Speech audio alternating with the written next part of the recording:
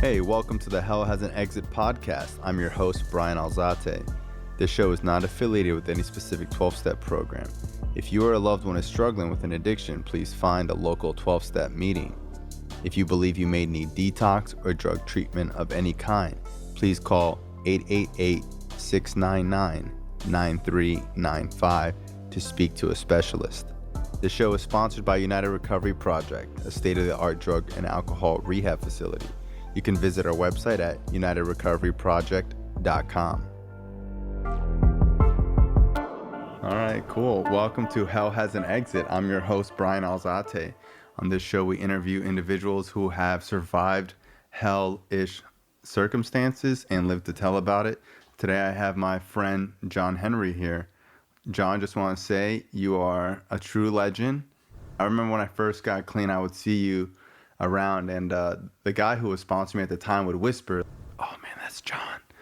That's John Henry. That's the guy who shot himself and lived." So I remember going to meetings and I would see you and people would whisper, "That's that guy, John. That's John." Like whenever I would hear you or see you speak, it would be like watching like a movie in front of your eyes. I remember you just always had that aura about you, and even till today, you're still that dude. So let's hear your story.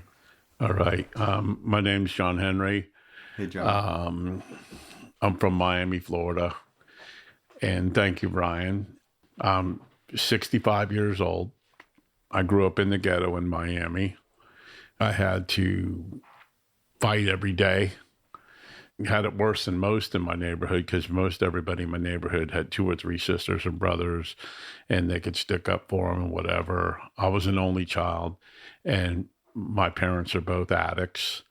It was strange because my neighborhood wasn't poor, but like the average family in my neighborhood, the father had a job where they could pay the bills but not have much left, and the mom stayed home and took care of the bad kids. What area of Florida is this?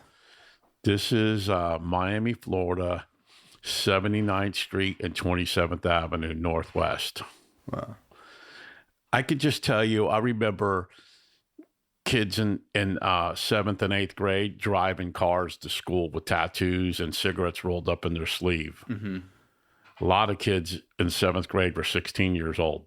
Wow. Not a lot, but There was they were a couple there. of them, yeah. Right. Like my junior high school was Madison Junior High. And the principal's name was Louis Ilioff, and they called him Three Finger Louie. And I found out why, because he had a couple fingers missing and he had a stiff neck. We couldn't turn his neck too good. And I found out that some students a few years before I went there jumped him, broke his neck, and cut off 2 of his fingers. Holy shit. Okay.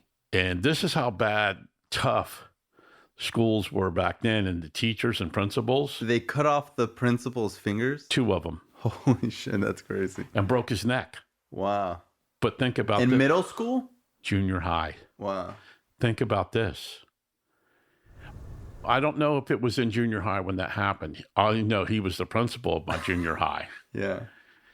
And think about this. Today, if that was to happen, he would have a huge lawsuit. He would never be in school grounds again, and they would pat him on the head. And he just went on teaching and being. He became the principal. Wow.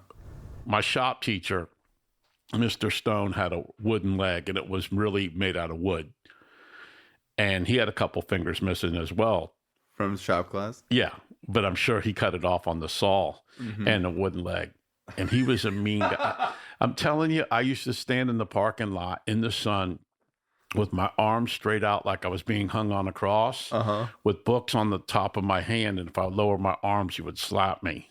Wow. Yeah, it was wild. Was this a Catholic school or this No, is public school? Public school, Madison Junior High. Wow. And if you came home and told your parents that happened, that they were abusing you at school, the parents would abuse you for being bad. Plus that happened. So everybody kept their mouth shut because you didn't want to get it twice. Gotcha. Bryan, you're good at this. You're getting a lot out of me. I like hearing you talk, man. I really drive with you. Thank you. You get things out of me. So my family was more different than any other family in my neighborhood because we were like the rich people, and I was an only child.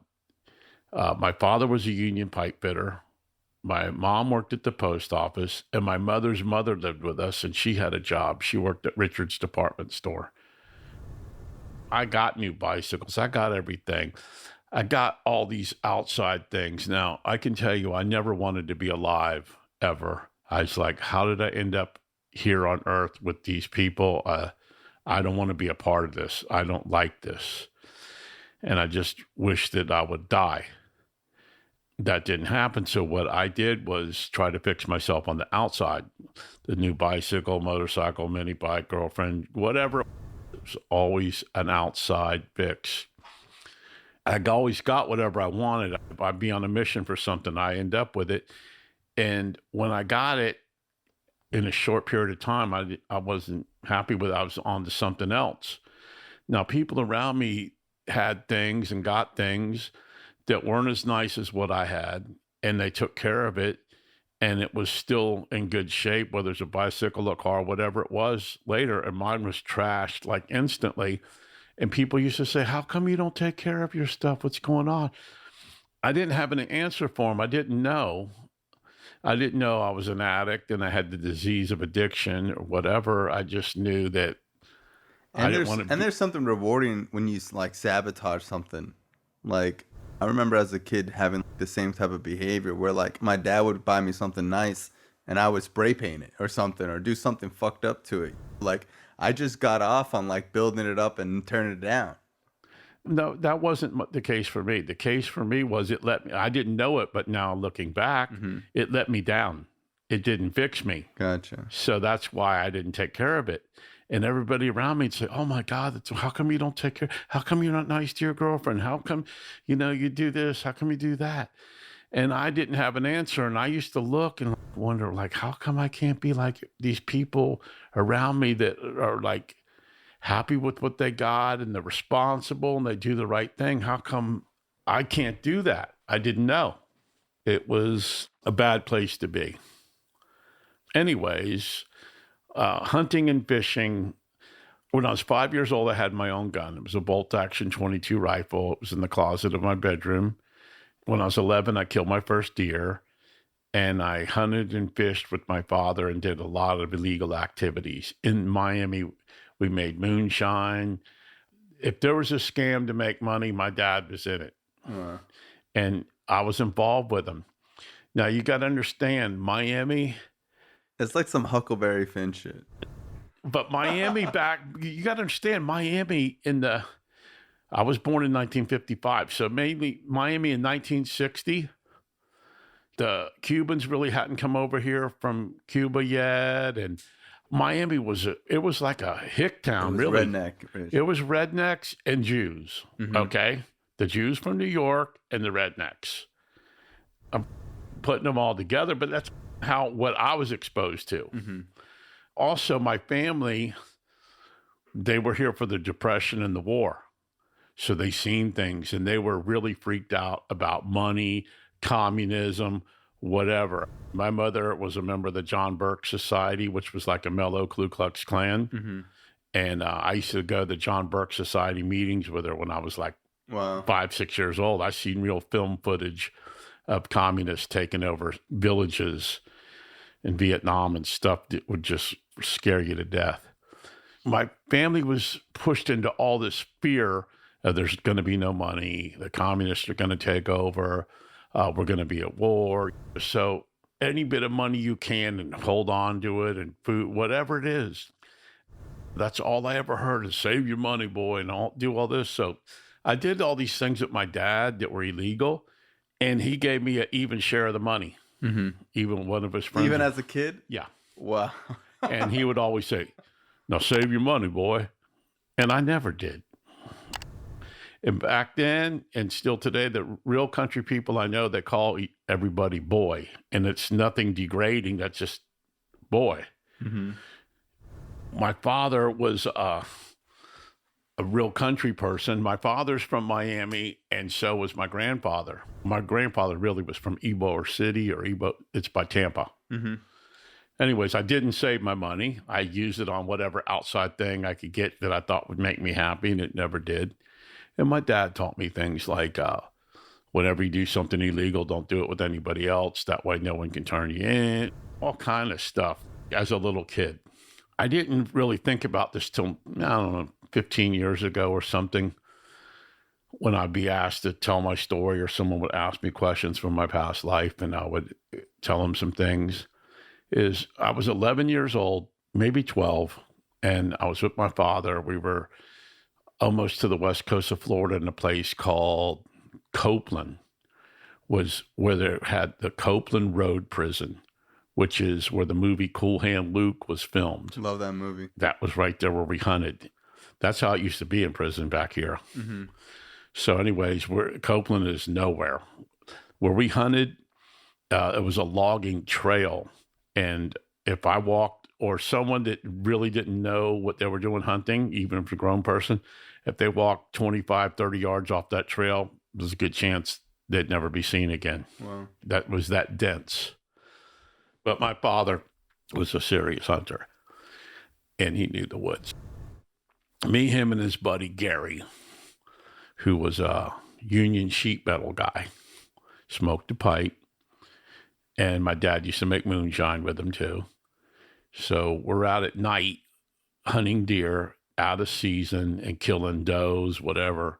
And I remember we'd sell the deer for $25 a piece, or keep the meat, keep the hide, and just poaching gators, all this stuff. And my father was like, was the wildlife thing serious back then? oh yeah. Wow. Oh yeah. You mean the enforcement of it? Oh yeah. Oh yeah. Oh yeah. They used to kill the game wardens. Wow. The game wardens would come out there, do stuff, they'd never be seen again. And they kill them? Oh yeah. And there's songs about it even. Okay. Holy shit. Yeah. There's one song, the catchphrase in it is, if the guy killed somebody and he ran away to the Everglades and they never found him or whatever, if he got away, and the like catchphrase in it is, if the skeeters don't get you, then the gators will. Wow. Anyways, we're poaching at night, and my father was a guy that had zero fear. He might have had fear, but he showed zero fear. And later on, I'll get to that about fear and being brave and having courage, and what I learned about that. So anyways, we're out there poaching, and we would hunt at night. We'd kill the deer and that. And my father would never drink or anything. We was hunting and fishing when it was over. Yeah, but never nothing like that. On our way back, we'd stop at this place called Monroe Station. And my old man and his friends would be drinking beers, and I'd be drinking a little Coca-Cola in the glass bottle. If it was a male deer, we'd cut the balls off the deer, and we'd stop by where the game warden shack was and hang them on the doorknob to Wow. mess with them. My dad was like wild. We're out there at night hunting, and my dad taught me, now boy, when you shoot, you only make one shot and make it count. Because if we're sitting here now and you hear a gunshot, you're going to look around and not really know where it came from. But when you hear the second shot, you'll know exactly the direction it came from. My dad was good. Wow. He never got caught. He's dead, and he got all that money for everything he ever did. He never got caught. We make the shot, and as soon as we do, we can hear the walkie-talkies in the distance. We could hear the equipment because they were out to get him. Mm-hmm. And they were all around us. They were so close we could hear their voices. This is pitch black. Yeah, that's what I was getting to. At night, out there, unless there's a big moon, when you cut your headlight off, you can't see your hand in front of your face. Wow. So we cut our light off.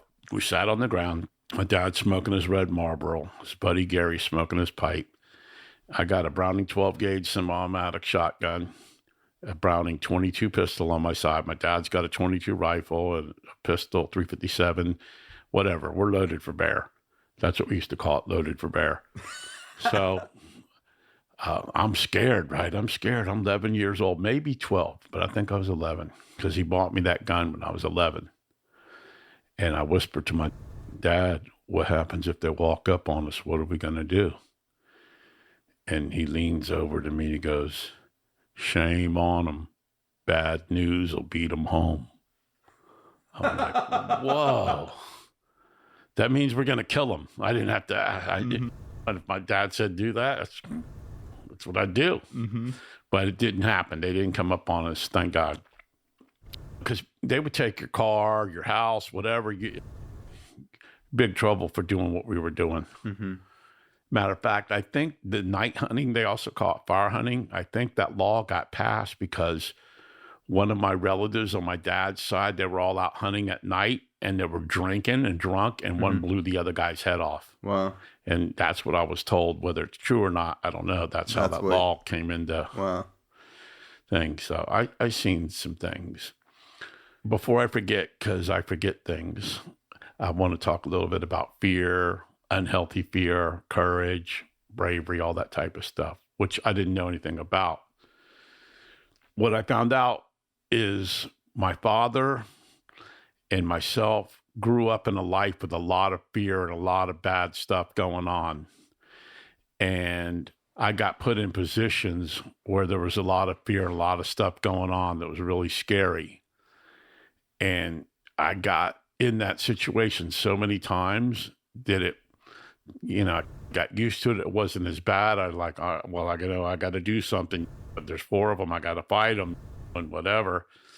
So I make sure that like I get one and hurt them really bad maybe, and the others will run. Who knows?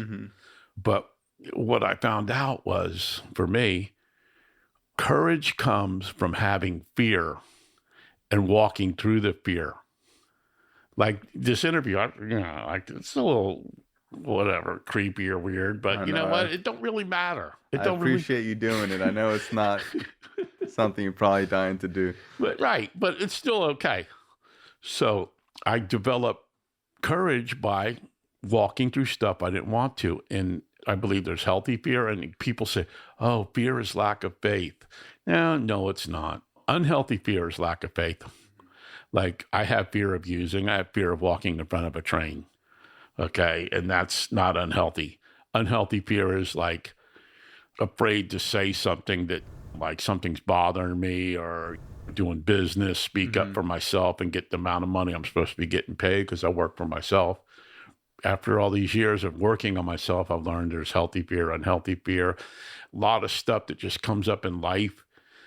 God gets blamed. I think God was punishing me, or God was testing me. Just my opinion. I really don't think that God is like looking down saying, oh, John Henry really thinks he's got it going on. Let me test him. Yeah. I really don't think that happens. What I think happens is I make bad decisions and do stupid things, and I get myself in a position of looking to blame why this happened instead of taking responsibility that it was me. Yeah, God had nothing to do with it. No, and the devil gets blamed for a lot of stuff too. The devil this or whatever. Yeah. My disease had me do that. Okay. That's funny. My mind's just jumping around when it comes to the disease and had me do it, this and that. I've learned a lot of stuff. And one thing is, when I was introduced to recovery, the first time was June 1973. They talked about what to do to get recovery. And if I did what they told me to do, then I would have had recovery then, which means I went to a thing where they had, it was called Promise Keepers. It was a Christian thing with 50,000 people at the Thunderdome. And my friend talked me into going, so I went. I really didn't want to go, but I went. It was for 2 days. And they had these 12 speakers, like the 12 steps, 12 apostles, whatever. Football coach or something, but really famous. So anyways, he said, if you want to learn something, get the information, whatever it is, and practice doing it. And that's how you'll learn it. And he goes, and if you really want to be good at it, once you learn it, start teaching it. And then you'll get even better. So I thought that was mind-boggling. I thought, wow. So that's a big thing for me with recovery. I hear people, they say, I'm struggling. Most people I know in life that are struggling, it's because they're not doing anything to take care of it. Not saying you can't get cancer and your wife leave you and your house catch on fire, whatever. That could be a bit of a struggle. But most of the time, when I hear people struggling or I'm struggling myself, it was because of a bad decision or something I'm not doing most of the time. And at the end of the day, no one's perfect. So it'd be weird if you didn't have situations that you made a bad decision or whatever. It's part of life. And I think that as an addict, we get like obsessed with like perfection. And we think that because we know these things that we should always make the right decision. I don't even believe in like the real right or wrong. I just feel like there were things that were a little impulsive. And it's okay to do something impulsive because sometimes you learn not to be impulsive by doing some impulsive things. And sometimes you do things because it feels good. And sometimes you do things because you trusted somebody a little too much. But at the end of the day, as long as you take accountability for what you could have done different, then you could start getting better at certain aspects. But if you start thinking that it's this person's fault every time, you're never going to get your side of the street cleaned up. You said something very good there. Just what you said. I've done that. I've been in them situations. And the thing is, when something comes up that I made a bad decision or I was in the wrong place at wrong, whatever it may be, if I fall back on what I've been taught in life is what is the solution? Move on. And it's okay. Yeah. Or I could go and tell 100 people about it, how bad it is and what's going through. Play the victim. And nothing changes. And it's just like anything else. You do something over time, you start to think, what happened last time this happened? And how did I act this way? But at the same time, you can't prevent yourself from learning if you don't go into those situations and make the mistakes. So a lot of times people play the safe road and they never really grow. And they're the same person for 10, 15, 20 years because they don't try different things. And the guy who fucks up all the time gets it that one time. Yes. I remember not staying clean and going to meetings. And there was this lady, she's not with us anymore. Her name was Honey. I remember her. And she was my mother's sponsor. Wow. Yeah, that's like a woman that like impacted thousands and thousands of people. Yeah, she was on welfare and couldn't stay clean and got clean and went to law school and became a lawyer. She's a badass. She was cool. And she told me, she goes, John, I know you're not able to stay clean, but go to the recovery meetings, sit in the front and listen, and one day you'll get this. And when she said that, I did that. I went every day. I sat in the front. I never could stay clean. And then finally I got a sponsor and got into recovery, actual physical doing things. But I still do all the things today that I was taught when I was new. Beginning. Nothing's changed. So let's go back to the story. So what happened that night? How'd you guys get away? We didn't get away. They didn't find us. We just sat there and kept our mouths shut. They didn't walk up on us. And what happens after that? You're 11, 12 years old at that point. The reason I brought that story up is to let you know how I was raised, and I'm not blaming my mom or dad or anything. To let you know the stuff that I went through as a little kid. When I was 5 years old, I knew every curse word there was and basically what they meant. Being that young age and being exposed to all these things when it came up to drugs and everything. And all my friends were at least 3 or 4, 5, 10 years older than me. Not to that degree, but I grew up, I was driving a car in 5th grade. I was smoking crack at 14. I was buying my first 8-ball at 13. I grew up very quickly and wanted to do what the adults were doing. Like we talk about acceptance, I could never accept that I was young. I could never accept my age growing up. If somebody was like, oh, you're not old enough to do that, I like couldn't even wrap my head around that. Like I was driving. I didn't even think about it. I'm taking the keys and no one taught me how to drive. I took the keys and put it in the car and backed it out. I didn't know that it rolled in neutral and hit a mailbox first time I drove, but I made it around the block. I was a little kid in a grown-up world. Just thrown into it. And what I did was whatever I had to do to survive and get along and blend in and whatever. Because like my friends were like, we were famous back then, the ghetto boys. Were white kids that grew up in the ghetto and people knew the neighborhood and whatever. And everybody feared all those people because it's like when you were raised in such a bad situation that anything that comes up into your life is like like someone threatens you. You're like, really? This is a joke, isn't it? Because we dealt with that every day. So when the drugs and that came along, back then you had different groups of people. You had hippies. You had addicts were people from New York that did heroin. Then you had greasers. Those were guys that had hot rods and motorcycles with their hair combed on the side and their shirt sleeve rolled up, and they drank beer and they had cigarettes in their sleeve. And you had straight people, and I was just in with it all. And when I first started getting high, I said, well, I'll never stick a needle in my arm. I'll never do this. I'll never do that. By the time I was 15 years old, I was shooting heroin and hanging out on 59th Street and 12th Avenue.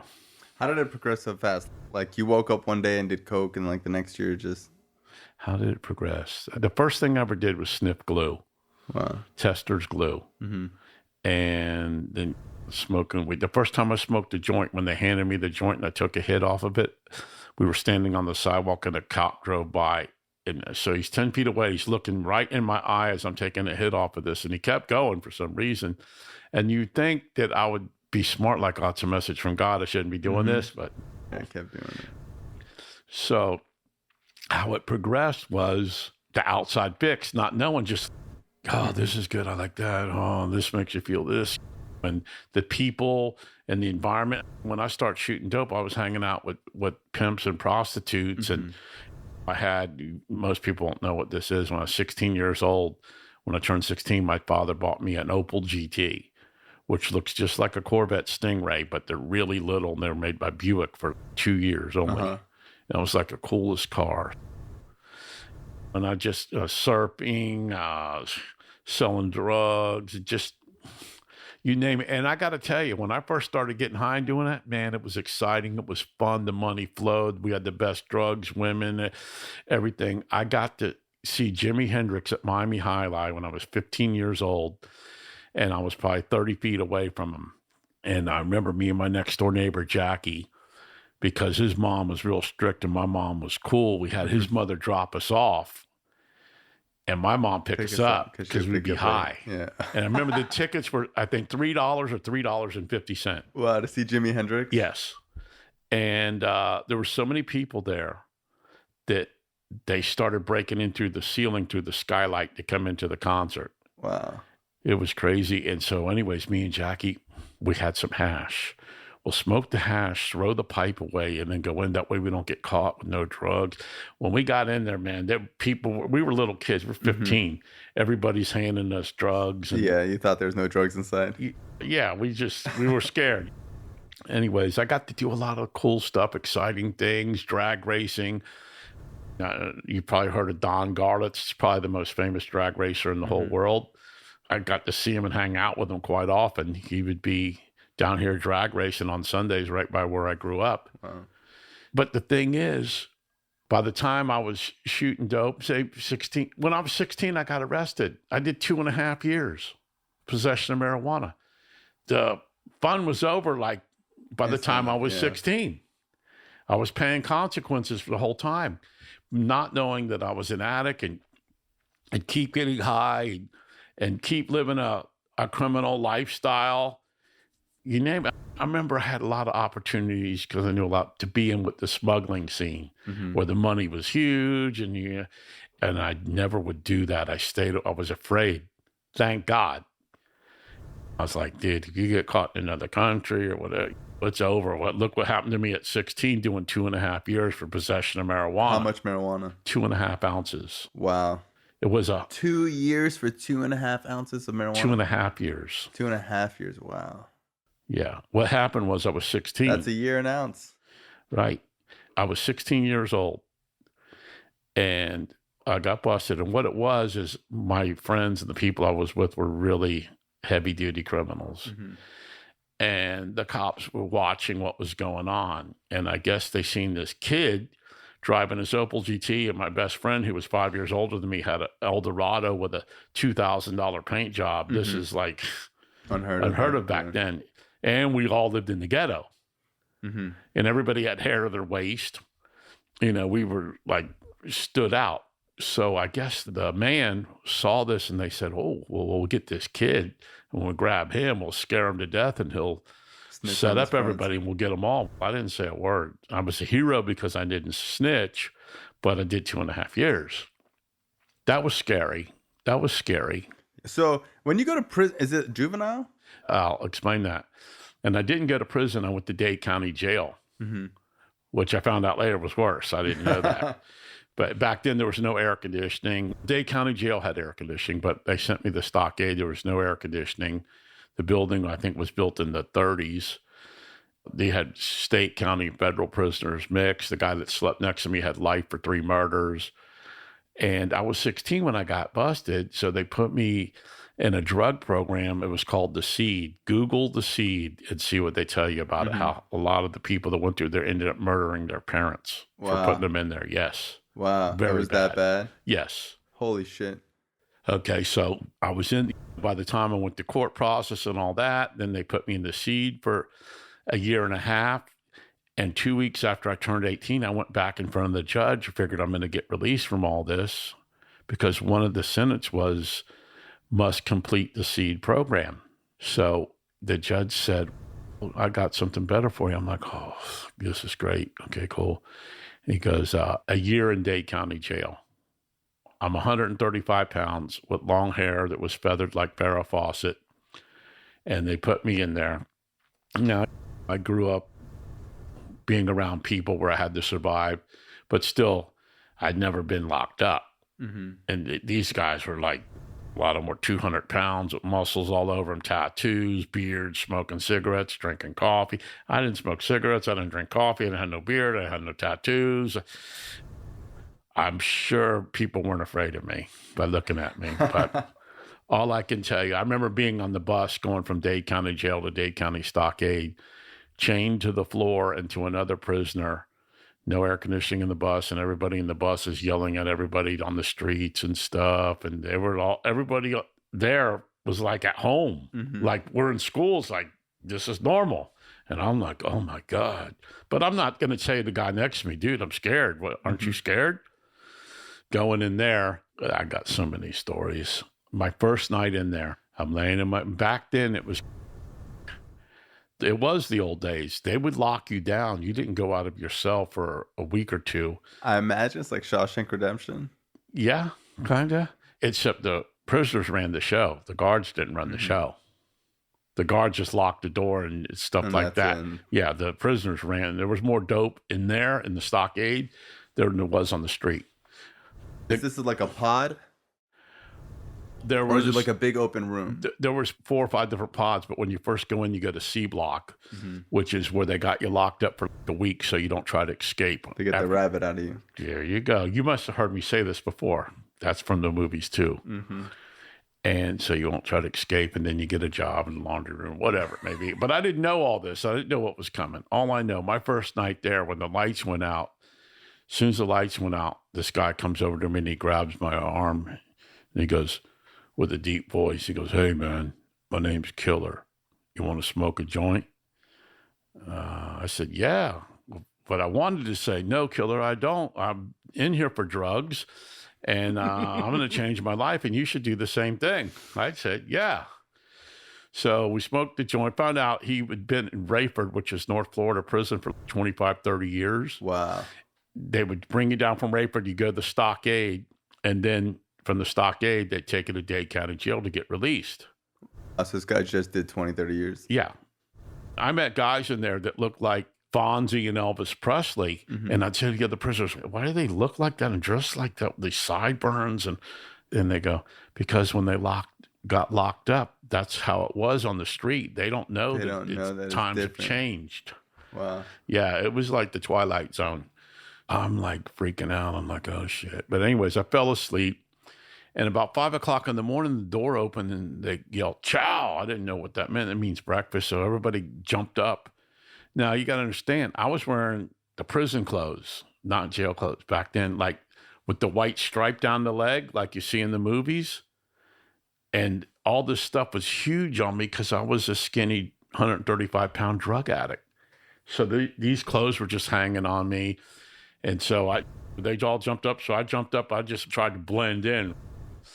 This was like the movies, like in Shawshank Redemption, where the prisoners first come in and the ones that are there are waiting on the fence to see who they brought in, the fresh meat. The fish. Exactly like that.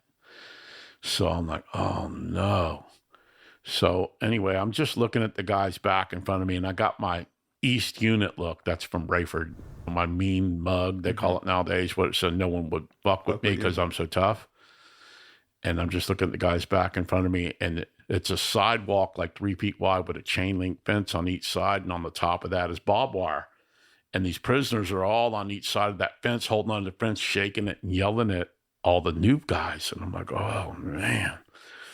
So anyways, I looked to the right and left out of the corner of my eye at these people, and I knew half of them. Like the guy, Johnny, who went away to that special school in Philadelphia because he was so smart. No, he's in Dade County. He's in prison, yeah, or prison, whatever. 2 of my heroin connections were in there. One of them was in my cell. It was just like, then it's you eased up a little bit. Yeah, it's like, I really wasn't scared to begin with. Like an addict is a person, in my opinion, that they'll do anything to get into treatment and anything for, oh, I'm so sorry. And, oh, thank you, Judge. And thank you, Mom and Dad. And, oh, yeah. And as soon as the coast is clear, they're back to their old behavior. Yeah. Anyway, so I met the worst people in there. I had a judge in my cell. He used to wear a new pair of shoes every day. Wow.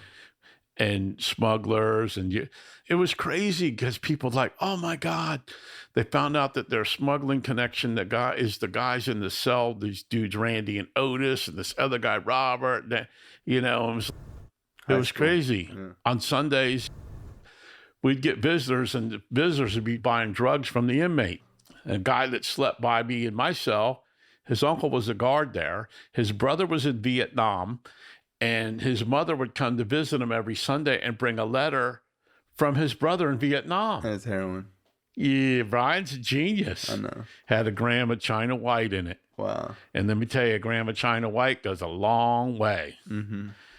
So I was sitting pretty with all that. And nothing changed in my life. I just learned to be a worse person. The guy that had life for 3 murders taught the PMA course, Positive Mental Attitude. His name was Dave Evans. I'll never forget it. He was 32 years old, and I thought, dude, that guy's old. Okay, I remember they had weights there in the yard, and they have all the weight that they had there on the bar, and he would be benching it with this fat guy sitting on the bar. Wow. Okay. It must have been huge. He was huge, and he wasn't that tall either. But he came to me and he goes, hey, and he didn't do drugs or drink or nothing. And he goes, if you don't change your life, you're going to change what you do. You're going to be in here for the rest of your life. And you're in here and you're hanging out with the worst people. It's pretty bad when you're locked up and you're with the worst people in there. Mm-hmm. Like you got 800 people, I think, or 600 there was in there. And the top 10 bad ones was who I hung with. Mm-hmm. My disease ran my life and I did what I was told. One of the best stories, and the lady died like 2 years ago. Her name was Claire Madan, and there's a law called the Madan Act. She had red hair, and she had a raspy heroin, alcohol voice, cigarette voice. Hey, we talk like that. So I'm in my cell, and it just got dark, and the guard comes and opens the door, and comes into the cell with this lady, and she goes, you boys want to go to the meeting? And like half of them jumped up and left with her and the guard to go to the meeting. I'm like, what was that? So a couple minutes later, the door opens back up. There was probably 40 of us in the cell. 20 went, say. Now there's 20 sitting in the cell. Mm-hmm. And door opens back up, and she comes in. She just leans in and looks, and she looks right at me. And she goes, what about you? Do you want to go to the meeting? And I'm like, this is weird. This lady's staring at me, asking me, do I want to go to the meeting? And then she goes, we have cookies. Now, when she said, we have cookies, I said, yeah, I'll go to the meeting. Now, I didn't think about it then, but I must have really looked like a little kid out of place to be enticed with, we got cookies. So anyways, I went to the meeting. I bought a joint for $1 at the meeting, ate the cookies. I did drink coffee, but I dipped them. Like a joint of cigarette or like marijuana? Wow. Marijuana. That was my first meeting ever. But the funny thing is, there was 2 guys in that meeting. Everybody was older than me. Mm-hmm. One guy was Russell and his brother. and they were carpenters and real rednecks. And 15 years later, I was on the outside in a meeting, and I heard this guy speaking, and I looked, and it was him. Wow. And he had been straight ever since that meeting. Wow. He just recently died a few years ago. Wow. That was wild. That was wild. Anyways, I got out of there and kept doing all the bad things. Now the highlight of my story, which Brian's heard it before. I love hearing that. My claim to fame. So my life was so bad, I said to myself, I'm going to kill myself. How old are you at this point? How old was I then when I wanted to kill myself? Mm-hmm. I always did want to kill myself, but this time I would say maybe 22. So you get out of prison, keep using, obviously. Life gets really bad. 22 years old? Yeah, maybe 21. No, about 22. Mm-hmm. So I said to myself, I'm going to eat 50 quaaludes on an empty stomach. I ate 50, not 49, not 51, exactly 50 on an empty stomach, drank a few glasses of water. I didn't tell people I'm thinking about killing myself, so they would tell me how great I am and I shouldn't do that because I just didn't want to be here. And I'd heard that 50 quaaludes is an insane amount, right? If you eat 50 quaaludes and they're not able to pump your stomach, there ain't no way you're possibly going to live. They absorb into the fatty tissue of your body and you're dead. What is the quaalude compare? Like people say it's like Xanax, but then people who do quaaludes said it's not like Xanax. No. Quaalude is a hypnotic, okay? You smiled all crazy when you said that. I smiled crazy because I can tell you what, if I were to give you one right now, as soon as you come down from it, you want another. What does it feel like? As soon as you start to feel that your fingers will tingle, your face will tingle, you'll get sexually aroused. Really? Oh, yeah. They used to call them leg spreaders. I don't know if you've seen the movie Wolf of Wall Street. I read the book and I've seen the movie. Put it this way. The paint and body companies in the United States made a fortune off of the quaaludes because everybody was crashing their cars. Wow. It was like all the cars around had dents in them. From being fucked up on quaaludes. And they had stress clinics and all kind of things to get them. And let me tell you, when you took one, you weren't feeling no stress. All the drugs that I liked are the ones that took feelings away and changed my feelings. I didn't like Coke and all that stuff because it intensified feelings, but I did tons of it anyway. I took the 50 quaaludes. They didn't find me for 6, 8, or 10 hours later. And by the time they found me, Who found you? Some people were coming to buy drugs or something, and they broke the door down. Wow. He's in there or something, whatever. Matter of fact, I think one of them was the guy that I got the quaaludes from, and he wanted his money. Wow. And my other friends wanted to kill him. It was bad, but I was in a coma, so I didn't know all this stuff was going on. Wow. So they pumped your stomach? No. Oh my God. That's what's crazy. By the time they found me, it was 6 or 8 hours later, and I drank a bunch of water. My stomach, it was too late to pump your stomach. They said white foam was coming through my skin and my eyes from the quaaludes.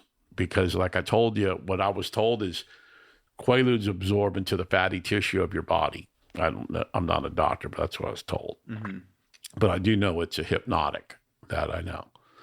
So they told my mom. And now my girlfriend at the time was a X-ray technician at North Shore Hospital, which was the same hospital where I was born.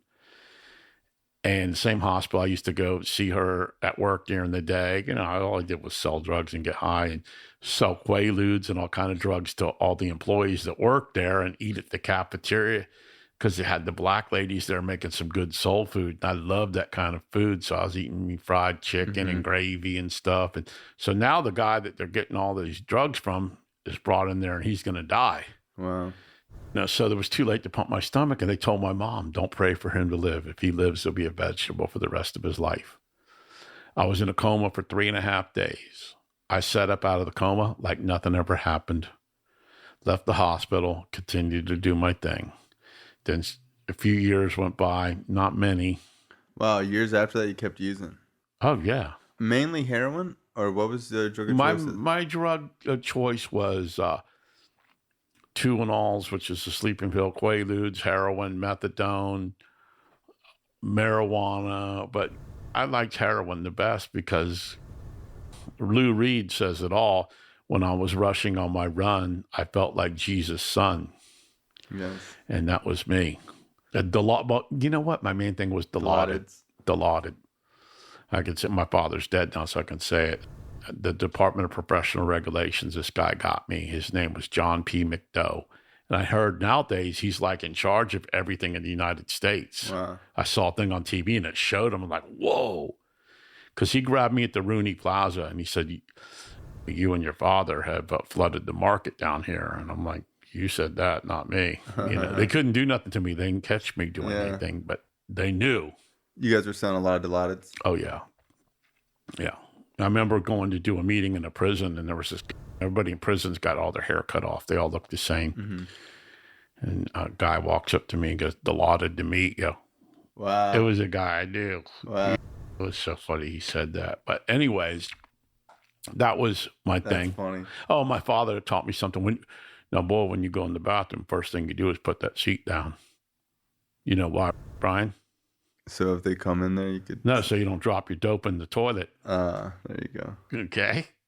So anyways, a few years went by. It always got worse. So I said, I'm going to get a pistol. I'm going to go in the bathroom, and I'm going to shoot myself between the eyes because there's no way anybody could live through that. I've seen deer get killed with a 22, one shot, and fall and never twitch. I thought about it for a week or two, perfectly straight. And the house I was living with these two lesbian dope fiends that used to buy dope from my father. They were much older than me, Bobby and Carol. It was Mayo Street, 3 blocks west of 441, second house from the corner. And I went in the bathroom, shot myself between the eyes. I got up off the floor. I looked, and there was a hole dead center of my eyes, with blood squirting a stream as big as my thumb. What kind of gun did you use? 25 caliber. It was a 25 so it's smaller than a 22, or it's bigger than a 25 caliber is bigger around in diameter, but it's the same length. No, it's a little less than a 380. That's crazy. Yeah, that's crazy. Mm-hmm. So they took me to Hollywood Memorial. I put a butterfly Band-Aid over the hole, left the hospital, continued to get high. On and on. So May 8th of 1987, I went in. When you didn't die, what were you thinking? The funny thing is, being an addict. Were you in a lot of pain? No. You didn't feel any pain from it? No, not really. Wow. By the way, the bullet is in the center of my brain as we speak. It's in the center of your brain. Right now, yes. Holy shit. Because I've seen the x-ray. I'll post it when I post this. You have seen the x-ray? I've seen the x-ray. Yeah, it's my favorite. Did you copy it? I screenshotted it. Yeah. Oh, awesome. Because that's in my other phone. Yeah. But I got new teeth a few years ago. $22,000 uppers. Wow. Damn, They look good? Yeah, they look boss. So anyways, when they did the x-rays for that, the lady goes, oh my God, what's wrong here? I go, what's up, ma'am? I thought something was up with You hadn't seen it prior to that? No. This was like 3 years ago. Oh my God. So I said, I knew it was in my head, but I didn't know where. You'd never seen it? No. So I said to the lady, what do you mean? I thought something was with my teeth and they can't do it, or there's a problem. I go, oh, no. And she goes, what's this? I lean over to the screen where she's got the x-ray. I go, oh. Oh, that's nothing. That's the bullet. She goes, the bullet? I go, yes, ma'am. You see the scar right here? And it has a front view and a side view. You got both of those screenshots? I think I had the side view. Send me the other one. The front view, it's dead center. There's no way no one lives through that. Now, what did this lady say at the dentist's office? She thought you were crazy. I guess she was just thinking, I hope he leaves soon. I could clear out a room easily if I'm inappropriate, can't I, Brian? You can't clear me out of a room. You, baby, but yeah. So telling this story and thinking about this, you'd think I know because I'm a Christian. I believe in God and I believe in the Bible and I try to do the right thing in life. That like something's going on and this is a miracle and you should change your life and all that. But that didn't happen. And I know why now because I was in active addiction. And for me, if I'm in active addiction, Totally disconnected. I have totally disconnected, but I have a disease that tells me what to do, and I do what I'm told, period. It's so funny. When my dad died in '07, he had this 50 GT Mustang, really cool car. He always had a cool car. Even up until his death. Yeah. Wow. And Did he ever change his ways? yes, he did. Wow. Yeah. He became a Christian? No. Okay. But you know what? I know this is funny. I'm getting to that kind of. Uh-huh. When he died, my mom's selling the car to get the money for the car, whatever. And I'm driving the car to where we're going to sell it. And he had some CDs in there. So I put in the CD, and it's Grandpa Jones. You got to Google Grandpa Jones Christian songs or gospel songs. Wow. Your dad's listening to gospel. Most rednecks know all about God and the Bible. Mm-hmm. I didn't know that. And Grandpa Jones was on a show that was called Hee Haw. Mm-hmm. And they'd say, "Hey, Grandpa." And he plays the banjo. I didn't know how talented this guy was and how many songs he'd written and that he was a Christian. And there's a song on there. Mm-hmm. Basically, it's talking about being in life, mending the holes in the fence because the devil's always trying to get you. Wow. And the song saying, when you go to the other side doing the wrong thing, like if you relapse on drugs or whatever, it's easy to use, but it's hard to come back and get clean and stay clean. And that's the whole song. And man, I heard that. I was like, oh my God. And then I'm thinking, yeah, maybe my dad, went to heaven. Maybe my dad is a Christian. I don't know. But I think he did. I think he's in heaven. My mom, I would bet's there. Just my thought on it. I think everyone goes to heaven. I don't know about that. You don't want to start talking about the Bible with me, do you? I don't know. Let's start talking about it. That really makes people uncomfortable. Oh, okay, you brought it on. Here it goes. So I'll be at breakfast on a Sunday morning, and there'll be a bunch of church people in there all dressed up and everything. And I always interview them like I interview everybody I ever meet. And I say, oh, you're going to church? You just came from the church? Yeah. So you're a Christian? Yeah. Cool. So are you going to heaven? And most of them say what I'm going to tell you. I think so, or I hope so. And I'm like, really? And then I say, how do you get to heaven? And then they say, you got to be a good person and do good things. I'm like, wow, that is not it at all. It does not say that in the Bible. No, it says you have to accept Jesus Christ into your heart as your personal Savior. And if you do, you're going to heaven. And that's the only way, period. Yeah, we can't earn our way. I know I'm not. I'm going to heaven, but I'm probably going to be doing dishes. Yeah, you're definitely doing dishes in heaven. Yeah, see, but it's okay. Maybe doing dishes. Maybe after 100 years, they'll let you do the dishes after you're done. Who knows? And it's the same way with recovery. I hear so many things that are misinformed about recovery. Like it's so black and white, and people have this 100%. So how do you stay clean? I need to go to a meeting. I'm like, really? I go to recovery. Yeah. I didn't say where I go. I go to recovery because I don't break no traditions here. Thank you so much. I don't want no one coming by my house saying I was breaking traditions. There you go. So, because we got Nazis. Not everyone is like that. I try to get people to, it's okay. Yeah, but it's fine. So anyways, I need a meeting. Okay, sometimes I need meetings, and I go to a lot of meetings. I do a lot of things. But basically, what I've heard about recovery is if you want what we got to offer, then you're ready to take certain steps. So it's the same as the Bible. And the same as I talked about earlier about learning something. You get the information and you practice doing it, period. If you want to get really good at it, you help someone else. There you go. You know what my sponsor told me?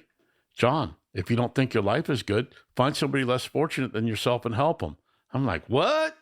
That's not what I want to do. I want to still fix myself, which is what I did for years and years as a newcomer, or for the first 10 years in recovery. Even after I've worked the steps and everything, I still was doing a lot of outside things to feel better.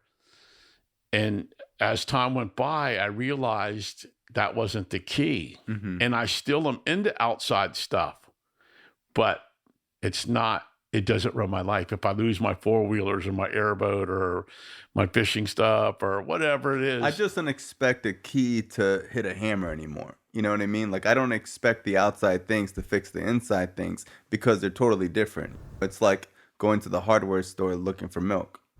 I'm just not doing that anymore. But for years, that's what using is all about. Is like, why is the milk not at the hardware store? I never heard that, but I like that. You like that? Yeah.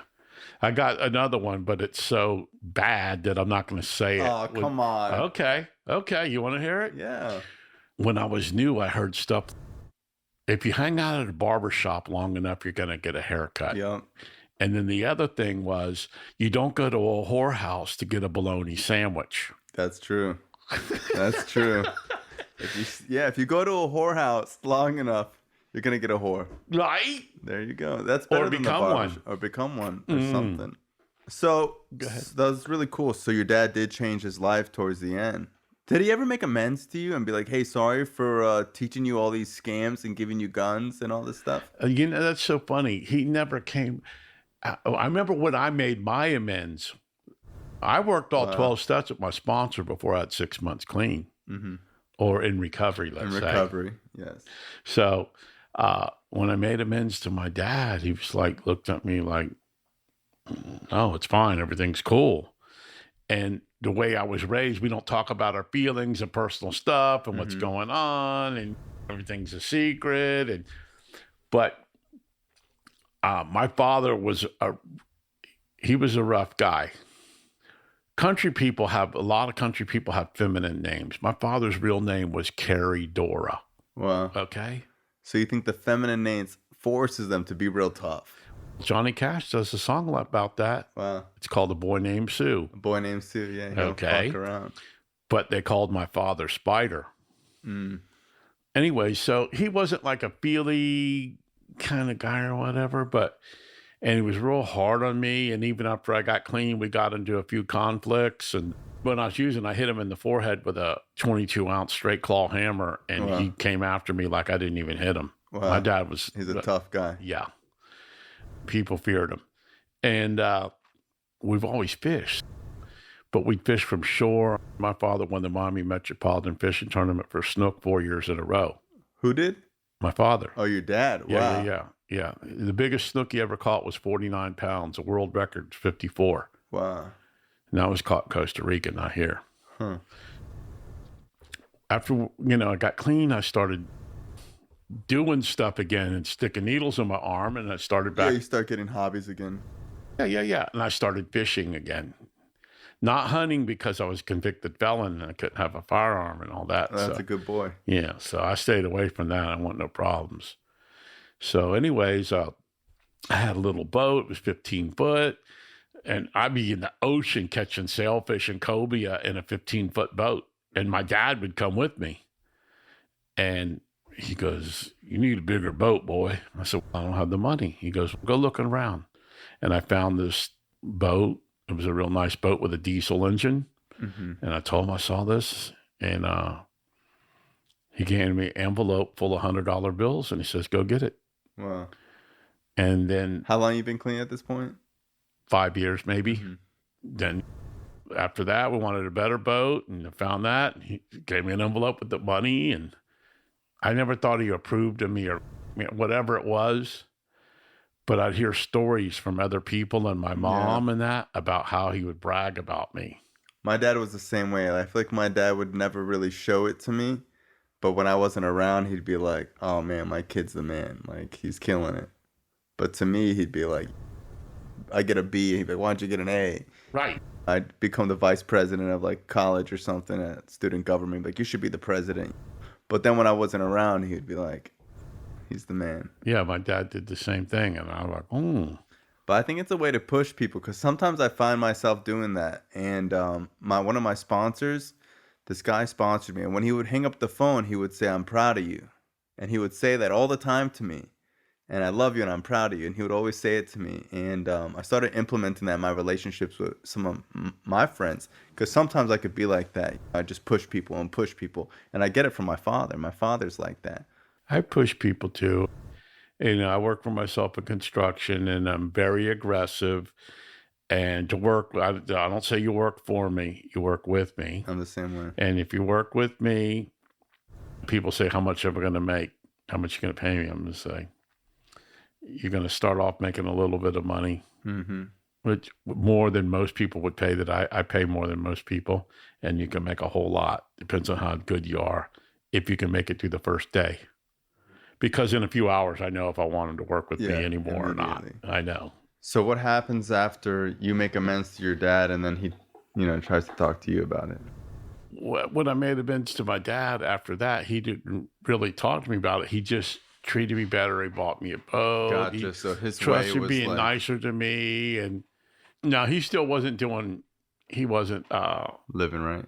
Yeah, he was still selling dope and stuff, smoking crack. My dad was crazy. He would smoke crack in the evening for an hour and then go to sleep. Yeah. I smoked crack with a guy like that. He would just smoke. I couldn't tell if he was smoking crack or a cigarette. He would just smoke it like it was nothing. My dad did that. So anyways, I had about, 3 or 4 or 5 years clean.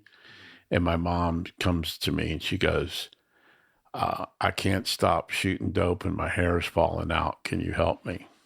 Your mom said that. Wow. Because, see, when I got clean, I didn't go to my parents and tell them, well, I'm clean and you should do this. And they didn't want to hear. I was not a good guy. So I just kept my mouth shut and stayed clean and was showing you instead of telling you. When someone's telling me stuff instead of showing you, I'm not too interested.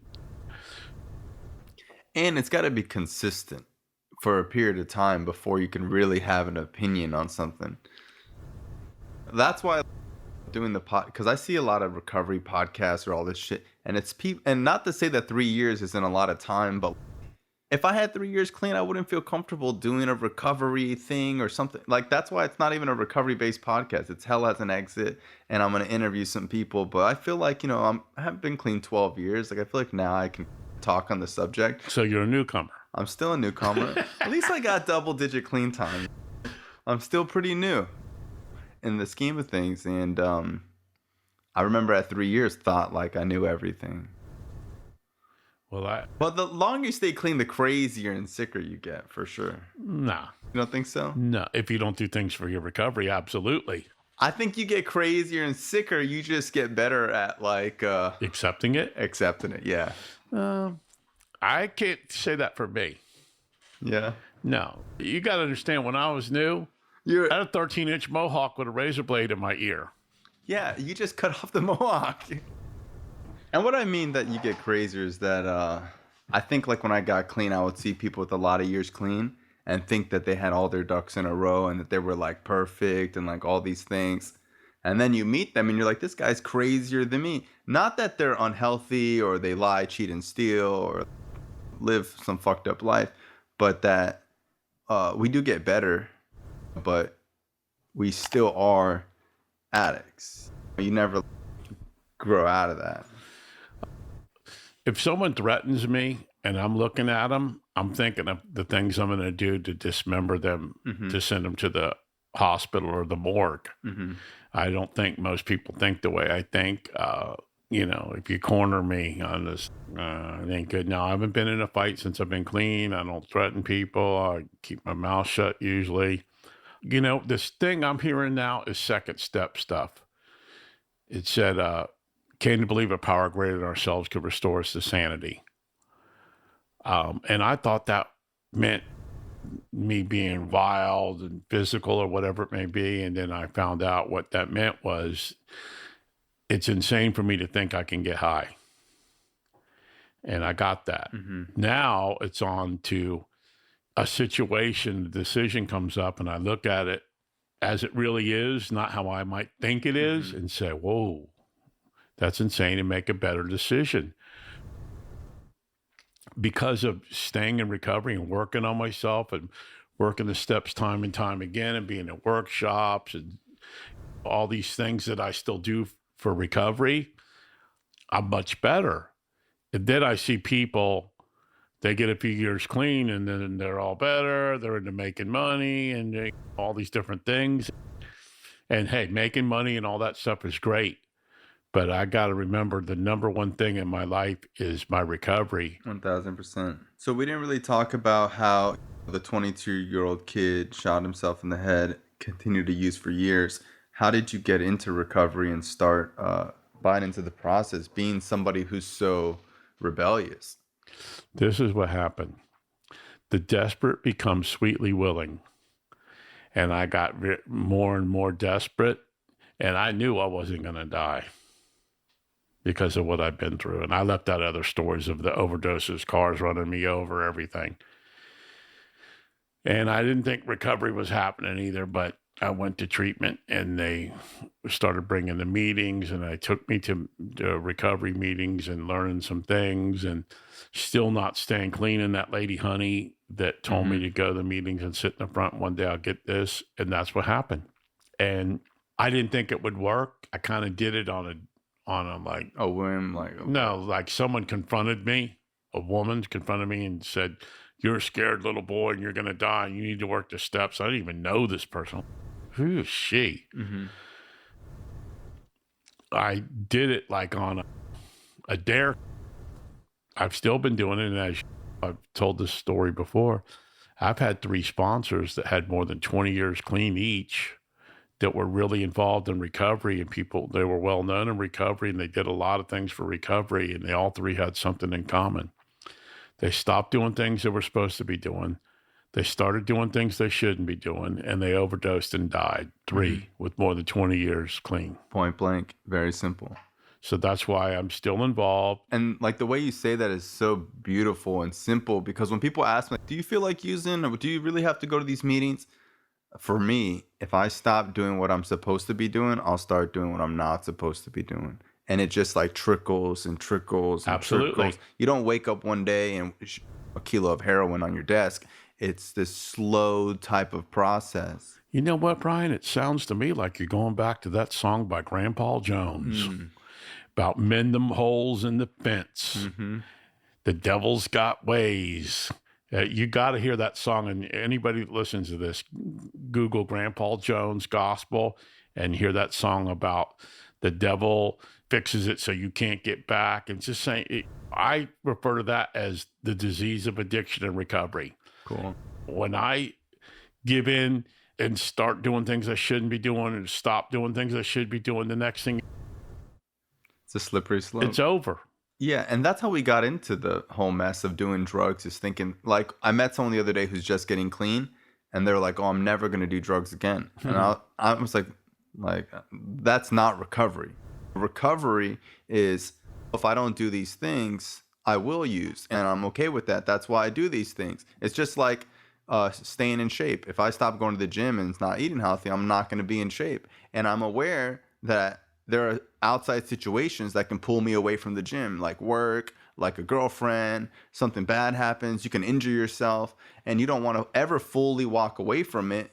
And if you think that you're never going to fully walk away from it, you just did. Because the thought process of it's never going to happen to me is the same ego process that we did drugs in the first place, saying I'm never going to be addicted. Because only a crackhead would be like, I could smoke crack one time and not get addicted. Like only an addict will like do drugs and think that, well, other people get addicted, but not me. So that's the thinking that starts us into drugs. I've told you this before. You've heard me say this before. It's like my mind tells me it was just a phase you're going through, John.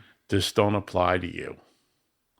And you've been in recovery for almost 33 years. Why are you still in? What are you doing here on a Sunday speaking with Brian on this podcast? I don't even know what a podcast is. I do, and I'll check it out. But I do it because it keeps it alive. It keeps me entertained with the recovery thing and what's really important and what's really going on, because I can look over that fence, back to Grandpa Jones' song, so quickly and be enticed. And I tell people, you know, I got a lot of little sayings that I got. I tell people, dude, get down off the fence and stop looking in those people's yard. Yeah. because I remember being new, the phone rooms were popular. There was guys in the program that were homeless, and now all of a sudden they're a millionaire within a year, and I'm a millionaire within a year. And I saw that quite a bit, but I also saw a lot of them go to prison. I saw a lot of them used too. I don't like fast money. I never have. It doesn't feel good. When someone's like, oh, you can make all this money. I don't like it. I want to make it real slow and over time. I just want to do it the right way. Legal and feel good about myself about it, because if I do, see, an addict or someone who's an addict or alcoholic or whatever can't get away with stuff. Normal people who don't stick needles in their arms and bullets in their head can do whatever they want, but I'm not in that category. I can't do things I'm not supposed to be doing because of... And I can't do it in moderation. The way to get away, the way to get away with this is to do it in a moderation. If you steal $5 from your job, whatever. But if you're like us, $5 turns into $500 really quick. Yes, because if you're able to embezzle $1,000 and get away with it, you're going to do it again and again until you get caught. That's just the way it is. For sure. Just the way it is. How did your spirituality go from believing in God to being a Christian? I didn't know you were that much of a Christian. Yeah. What does a Christian look like? Are they really good-looking older gentlemen like myself? No, you probably look more like a Christian than most people. Oh, Jesus. No, I just, you know how it is. In recovery, we don't really talk about religious beliefs, and people keep them to themselves a lot. And I just haven't known that about you. Let me ask you a question. Do you go to meetings religiously? Yes. Then you're religious. Don't tell nobody in recovery that, because they might be offended. They get scared. Yeah, go back to talking about fucking your mom. I like the thing about, in the beginning when I was in recovery, in all the meetings, they would say the Lord's Prayer. And now they don't do it anymore because people got offended. Yeah. Just like in the United States. I don't want to get on the government thing too much. You know, when I was in school, we said the Pledge of Allegiance. We don't do that anymore. We don't do that anymore? I didn't know that. I thought we do that. Absolutely not. I did not. I think we do the Pledge of Allegiance in schools. Google it. I'll fact check you later. Google it. I bet they don't. All right, maybe more than me. What's it say on coins and money? In God we trust? Yeah. That'll be gone soon. Yeah. But the religious thing, my Christian beliefs, a girl. Of course. There you go. If you want to get laid, you got to do what you got to do. You got to do what you got to do. So I'm in recovery now. I meet this hot little blonde. How long ago is this? Over 33 years ago. Wow, you've been Christian for 33 years. Not as solid in the beginning. Of it course. Was still wishy-washy in the beginning. Yeah. Now I have a Bible study I go to with my friends once a week, and it's awesome. You can come on it. It's on Zoom. You guys will let me? Yeah, we'll let you in. All right. How much? $200. Okay. No, it's free. The guy that leads it, I used to shoot dope with. Okay. Very cool. I love that. Yeah. He went to Teen Challenge, which is a heavy duty Christian drug program. His story, matter of fact, I'll get him to speak for you when you hear this guy. Put him on. I'm excited. Yeah. His nickname was Lobster. Wow. So I go into these meetings and I meet this hot little blonde and whatever. And so we're going to go to my father's house and meet my father. Her father was a preacher. Oh my God, whatever. So at church he went to was like 100 yards from his house in Miami Lakes. We go to the church, and I'm at the church with him, with her stepmother and her father and me and her, and I'm like very uncomfortable. And I wasn't staying clean. I was going to the meetings, but I wasn't staying clean. And I might have had a week or two clean. I don't remember. And they're talking about, come up here and accept Jesus Christ in your heart as your personal Savior and all this. And I'm like very uncomfortable. And then he says, some of you are probably out there thinking this is embarrassing to come up there and you shouldn't do it. And the devil's keeping you in your seat and all this stuff. I'm like, how did you? Yeah, that's what I'm thinking. So anyways, I went up there, accepted Jesus Christ into my heart as my personal Savior. Was it that solid then? No. Did I have, and the Bible talks about seeds getting thrown on the dirt and then the rock and getting trampled on. And that's where I was with then. And then it changed from one form or the other. And I don't speak about being a Christian a whole lot in the recovery process because I don't want to offend anybody with their little feelings. Of course. But it's so funny, in the steps of almost every fellowship I've been in, it says God. We do talk about God a lot, and I think it was just like this podcast. Like when I had 5 years clean, I wouldn't say God when I spoke. I wouldn't talk about my belief in God. One thing I would say about people that have seen consistency relapse is they did not work all 12 steps with a sponsor, and they had no relationship with a higher power, or they didn't really like heart on the relationship with God as much, and they focused a lot on the people in the program and a lot of like the other bullshit. My sponsor told me the day I met now I can tell in the podcast, my sponsor was a lesbian woman from AA. Okay. Excellent. It makes a lot of sense. Mm-hmm. And she like knew what was happening. Didn't fuck around. She knew what was happening. She looked at me. She goes, "You need to get a reliance upon God. You need to do it now." Mm-hmm. And I'm like, "Oh no, I'm not selling incense at the airport with a tambourine. This is freaky. This is bad." And I thought about anybody that represented Christianity or religion or anything, and none of them ever seemed to be like they were really suffering. And I was suffering. So I said, you know what? I'm going to do what they tell me, and we'll see what happens. Same thing happened to me. My sponsor was like, I would call him and I'd be like, "Hey, I'm calling to check in. Did you pray today?" I'd be like, "No." He's like, "Don't call me unless you prayed, because if I don't answer, you got to have something else." And he really instilled that into me. And I was like, "I don't know what to pray to." And he'd be like, "I don't give a fuck. Pray." And it was so crazy seeing someone who's really into God and also cursing. Like me? Yeah. And that's when I started to see, it's like when I started reading. Like I didn't like reading as a kid because I hated books. And then I started realizing that there's books that are way more fucked up than anything out there. And I started to like books. I got a book for you. Yeah. It's called The Screw Tape Letters. The Screw Tape Letters? It's by C.S. Lewis. I'll check it out. And I just seen the play last year. Cool. In person. It's good? Oh. My friend Lobster, that I'm in the Bible study with, Richard, I remember when his mother died. She was a terrible alcoholic. She just died on the floor, maybe 40 years old. And he came home and he said, "What's that stain on the floor?" And the cop goes, "That's where your mom died." Wow. Yeah, I mean, he crazy story. Some story, but he told me about C.S. Lewis and the Screw Tape Letters. And basically, C.S. Lewis' best friend is the guy who wrote The Hobbit. Whoever that guy is, anyways. And they were hanging out in a pub discussing God many years ago. And C.S. Lewis goes, "I'm going to investigate this and prove there is no God." And when he looked into it, he found out there is a God. That's cool. And he's written a lot of books, but the Screw Tape Letters is awesome. Yeah, it's very hard for me to see that some people really don't believe in, because even if you believe in nothing, there's no such thing. Even air is something. Even particles inside is something. Like you can't believe in nothing. Even the fact that we're like spinning on a globe in space, the fact that it's even happening. This guy was talking the other day and he was like, the fact that this is all going on right now would be like if you took apart a Rolex by every little piece, shook it up in a box, and it came out a Rolex. And he was like, you can say that it's coincidence, but what would your my thing is like, what would your life look like if you believed that there are good in people? What does it do to your life? Not so much on like what the belief is. Like, what's the practical use of this? If you have these beliefs, they improve your life. Whether the beliefs are real or not real, the evidence is that they do improve your life in a positive way. What's funny?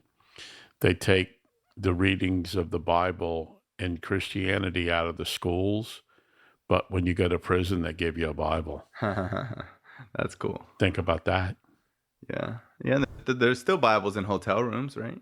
Gideon's Bible, song about it, Rocky Raccoon by the Beatles. That's cool. When did you get into all this punk shit?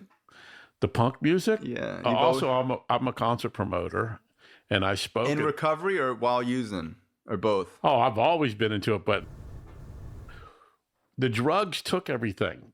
My addiction took everything. But once I got clean, you got it all back. I got back. Dude, you've never been to my house. No. In my man cave, I have over 250 pieces of memorabilia. Wow. I got stuff that I've had musicians come to my house, and like one guy was crying. Wow. Okay. Name your top 5 favorite bands right now.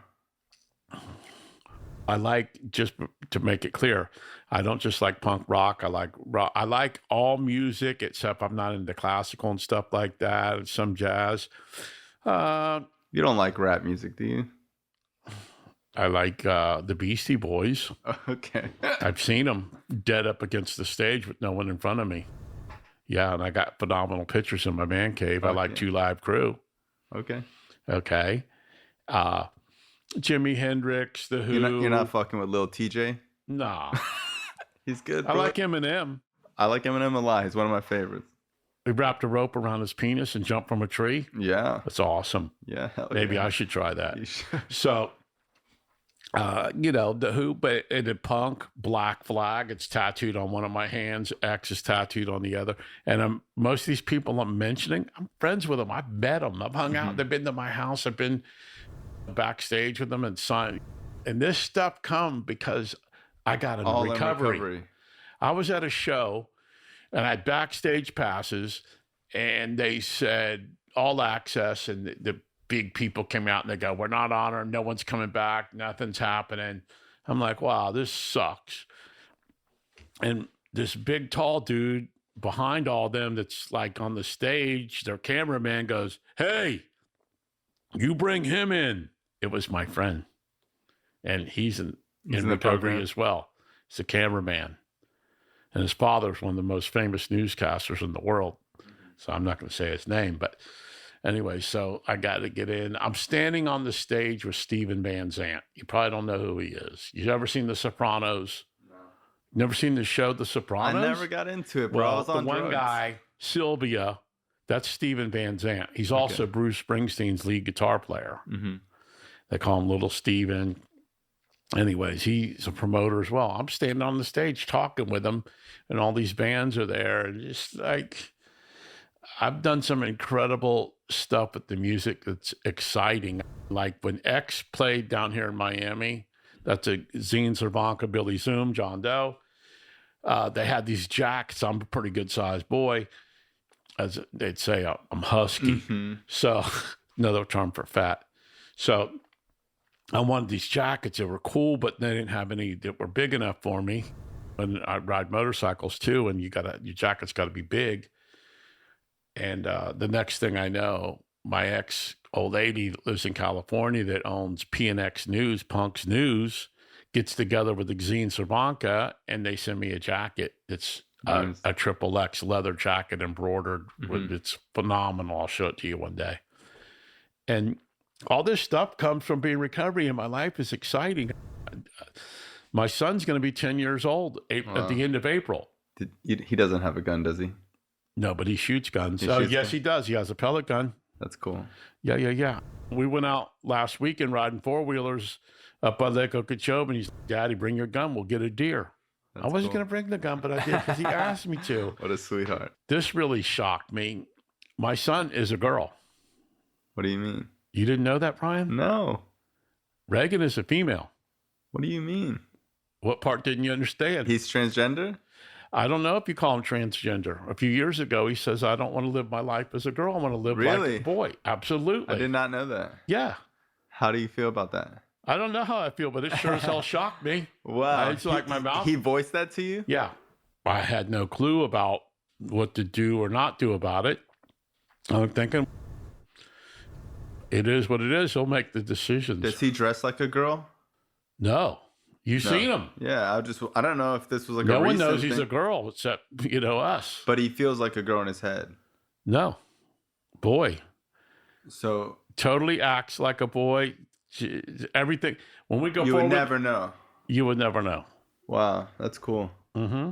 And he's got a therapist. I take him to therapy once a week. And people that know me, I mess with everybody. If you're gay, I'm going to tease you about it. If you're straight, I'm going to tease you about it. If you're black, I'm going to tease you about it. Whatever it is. If there's something I can ruffle your feathers, that's just what I do. But it's nothing to hurt anybody's feelings. And I'm not prejudiced. I'm not racist.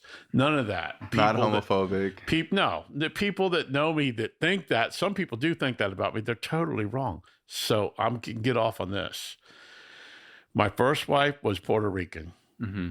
My second wife was a black Cuban. My third wife was a country girl, and my fourth wife was a Jew. Wow. So I'm clear. You can't mess with me with any of that. But your family was pretty racist. Did you? You grew up in racism? I grew up. Did they ever say anything to you growing up or anything like that? Like when you would date outside the race or something? You mean like my dad didn't come to the wedding? Oh, he didn't come to the wedding? Right. Wow. Yeah. And, I was bullied and I got messed with because I was little. I was the only child. So if I see somebody harassing somebody because they're different or whatever it is, man, they're going to have a problem with me. Mm-hmm. I'll step into that situation. Yeah. I don't have a problem with that because I don't like that. And a lot of people think that this is a new thing, but I truly believe that people just were so scared to say stuff like Absolutely. this. It's not something new. You have all sorts of shit going on in the Middle Ages that fucking are beyond what we do today.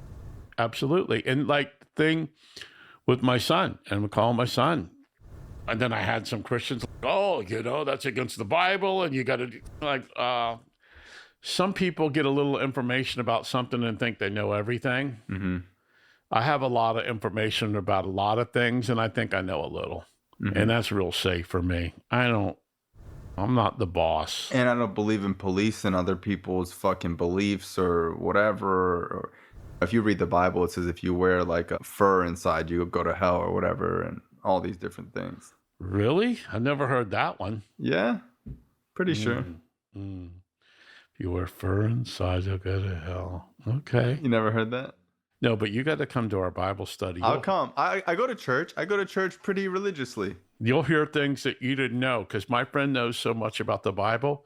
Mm-hmm. When he's talking, when we're reading stories out there, he'll explain what was going on. It was 13 miles away from this place. This guy was this. These people all hated him. And you don't know any of that unless my friend was explaining that to you. Yeah.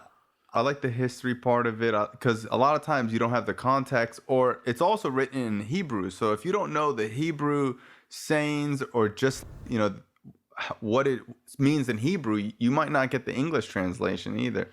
Do you know who recognized Jesus or God quickly and more abruptly than anybody that's mentioned in the Bible? Who? All the demons and the devil and all the bad people. All the bad people saw They knew right away. That he would. Like that time when Jesus cursed the demons out into this guy and put the demons in the pigs. Mm-hmm. And you ever read that story? Mm-hmm. No. As soon as the guy was obsessed with demons, as soon as he seen Jesus, he said, "Oh my God, it's Jesus." He knew right away. Knew. All right. I appreciate you, John. Thanks for coming and doing the show. Thank you very much. I had a good time hanging out with you, brother. Good to see you. Right. God bless.